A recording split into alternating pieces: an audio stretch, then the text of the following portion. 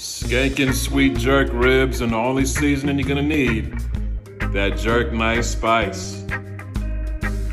Get you a slab of some spare ribs, throw some mustard on there for a binder, and then for flavor, we're coming with that jerk nice spice. Get it from UncleDibbz.com. Make sure you season the bottom side first and the top side last.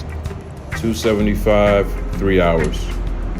For our jerk barbecue sauce, use olive oil, thyme, ginger, garlic, scallions, a habanero pepper, soy sauce, and some more of that jerk nice spice. Don't forget the lime juice and blend. Go ahead and save that for later. Once you see the bones poking on the ribs, take them off the grill, get some foil, some butter, some honey, that jerk sauce we made earlier. Throw the ribs on top.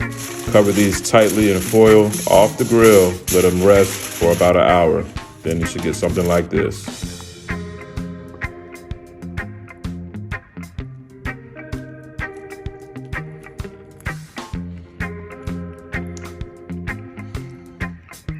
That's good, shorty.